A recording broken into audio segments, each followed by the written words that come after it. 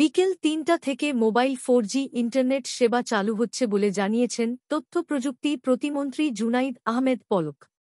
রোববার ২৮ জুলাই সকালে বিটিআরসি ভবনে অপারেটরদের সংগঠন association of mobile telecom operators of Bangladesh অ্যামবের সঙ্গে এই বৈঠকের পর এ কথা বলেন তিনি। পলক জানান, আজ 4G সেবা চালু হবে। পরবর্তীকালে 5G সেবাও চালু করা হবে।